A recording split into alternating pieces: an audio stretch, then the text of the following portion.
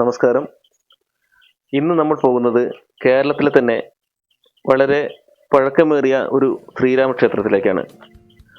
പാലക്കാട് ജില്ലയിൽ പാലക്കാട് പട്ടാമ്പി ഹൈവേയിൽ പത്രിപ്പാല എന്ന സ്ഥലത്ത് നിന്ന് ഉള്ളിലേക്ക് ഒരു 12 കിലോമീറ്റർ ദൂരം യാത്ര ചെയ്താൽ കോങ്ങാട് എന്ന മനോഹരമായ പ്രദേശത്തും റോഡിനേരവും മനോഹരമായ കവുങ്ങുകളാലും പ്രകൃതി രമണീയമായ കാഴ്ചകൾ കണ്ടും നമുക്ക് യാത്ര ചെയ്യാം. 1965 സ്ഥലമുടമയായ ശ്രീ എം കുട്ടിശങ്കരൻ നായർ എന്ന ചിന്നക്കുട്ടൻ നായരാണ് ഈ ക്ഷേത്രം പണി കഴിപ്പിച്ചത്. ഇവിടെ പണ്ടൊരു മഹാക്ഷേത്രം ഉണ്ടായിരുന്നതായി പ്രശ്നവിചാരത്തിൽ കണ്ടെത്തിയതിനെ തുടർന്നാണ് ഈ ക്ഷേത്രം പണി കഴിച്ചത്. വളരെ ഉയരത്താണ് ഈ അമ്പലം സ്ഥിതി ചെയ്യുന്നത്.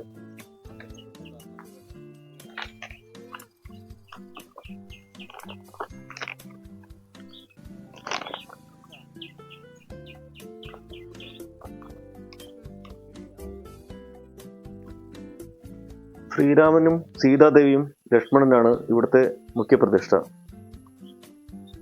ഗണപതിയും ഹനുമാൻ സ്വാമിയും ഇവിടെ ഉപദേവതകളുമാണ്.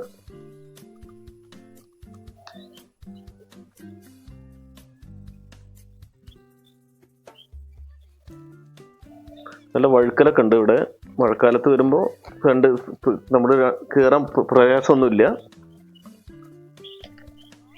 കൈവരികളൊക്കെ നിർമ്മിച്ചതിനാൽ വളരെ സുഖമായിട്ട് തന്നെ കയറി പോവാം. ഞാൻ ഏകദേശം എത്തിയപ്പോൾ 10:30 മണി കഴിഞ്ഞു. അതുകൊണ്ട് നല്ല ചൂടായിരുന്നു ഇവിടെ.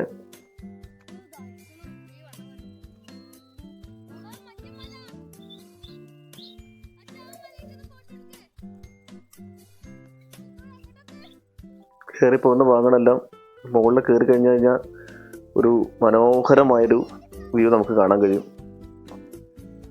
ഒരിക്കലെങ്കിലും ഇവിടെ വന്ന് കാണേണ്ടത് തന്നെയാണ് കേട്ടോ.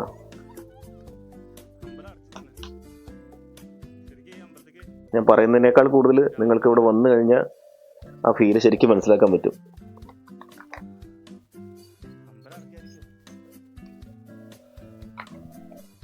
നേരം വൈകിയത് കാരണം കൊണ്ട് നട അടച്ചിരുന്നു. അതുകൊണ്ട് ഉള്ളിൽ കയറാൻ പറ്റിയില്ല.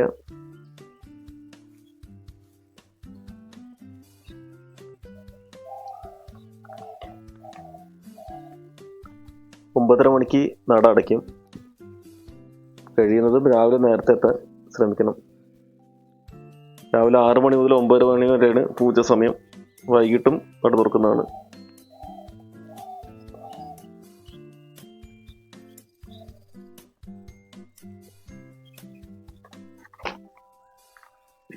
ഇവിടെ ഒരു കിണർ സ്ഥിതി ചെയ്യുന്നുണ്ട്.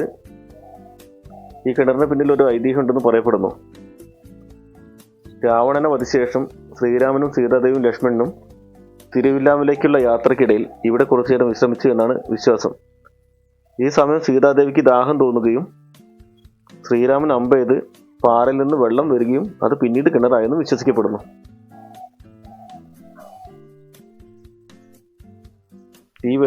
ഇത് എത്ര വേനലായാലും ഇവിടെ വെള്ളം ഉണ്ടാവാറുണ്ട്. ഇതൊരു ദൈവിക ചൈതന്യമായിട്ടാണ് ഇവിടുത്തുകാർ കരുതപ്പെടുന്നത്. ഇതാണ് ആ കിണർ കേട്ടോ. ഇപ്പൊ ഒരു ചുറ്റുമതിലൊക്കെ ഇട്ട് സംരക്ഷിച്ചിട്ടുണ്ട്. ഏത് കൊടുംവേനലിലും ഇവിടെ വെള്ളം പറ്റില്ല എന്നാണ് പറയാ. ഈ പ്രദേശത്ത് എവിടെ വെള്ളം പറ്റിയാലും ഈ കിണറിൽ വെള്ളം ഉണ്ടാവുന്നതാണ് ഇവിടുത്തുകാർ പറഞ്ഞത്.